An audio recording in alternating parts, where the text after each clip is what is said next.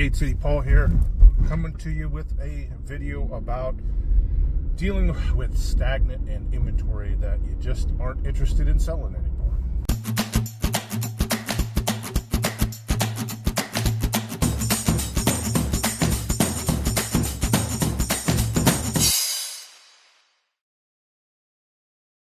One of the categories that I've been thinking about or attempting to eliminate is media type stuff.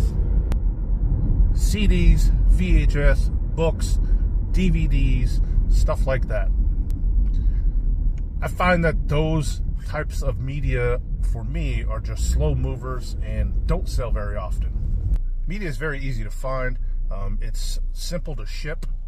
It stores very well because a lot of it is compact and small, except when you get into like records and box sets and things like that. I also find that to be extremely successful at it, you have to put the time and effort into testing and cleaning every piece of media that you come across. Because one small scratch in a DVD or a CD is going to get a return.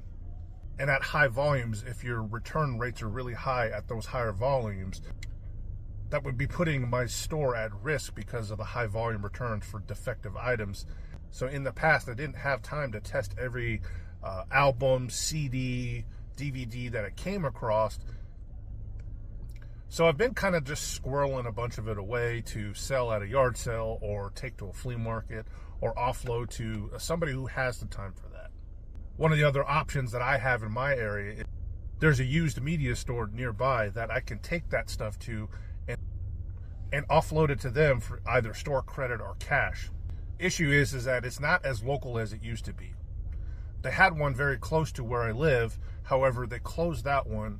So what I'm going to do is I'm going to take all this stuff that I've been just kind of holding on to and waiting to have a yard sale or take to the flea market, and I'm just going to package it all up and I'm going to go take it to this resale store and try to see what they'll give me for it. So let me get into my storage unit here. I'll grab a bin of CDs that I have been holding on to for a very long time and show you those. And then we'll start going through some of the inventory that I have and I'll take out that type of, then I'll start going through the inventory that I have.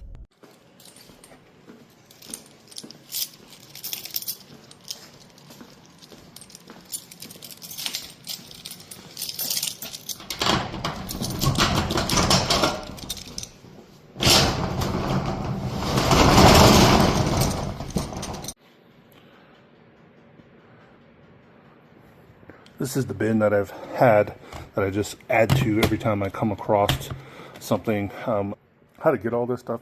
Various ways. I got it from, people giving it away. Some stuff like I'll buy in a box lot or something like that and it'll have a random CD in it.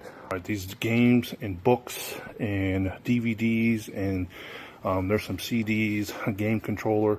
This is all stuff that has been listed for more than 2 years. Stuff that's been listed before 2025.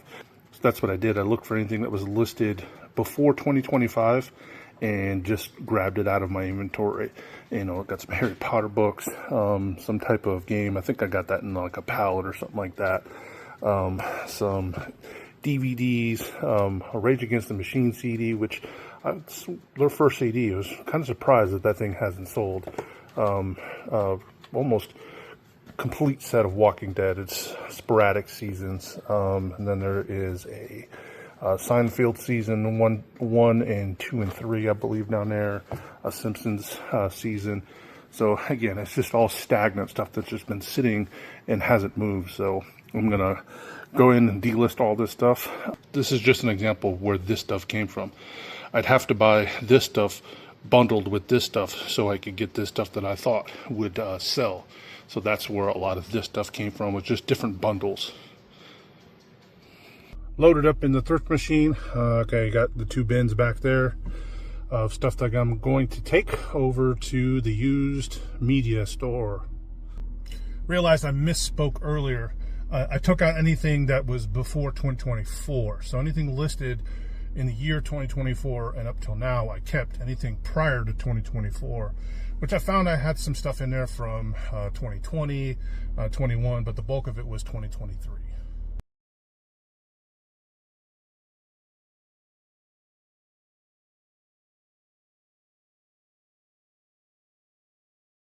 Here we are in the store. I'm over by the CD section here, is on the right. Vinyl's there on the left.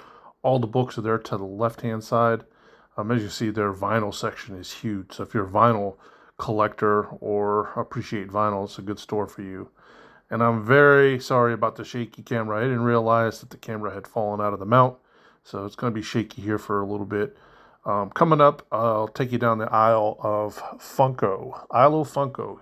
All the Funkos are on the right. There's puzzles and games that are on the left.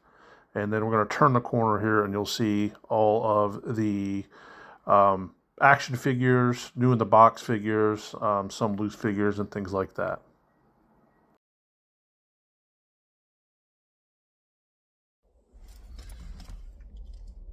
Here's the stuff that they didn't take. A lot of it is DVDs and CDs.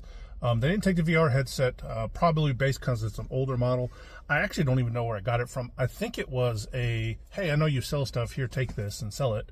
But I really don't remember where I got it from. A lot of times when they don't take things, it's based upon their inventory. Their system tracks their inventory, so they know how many they have of, whatever CD or DVD, or whatever it is. And so they don't take them because they have a, large quantity of them.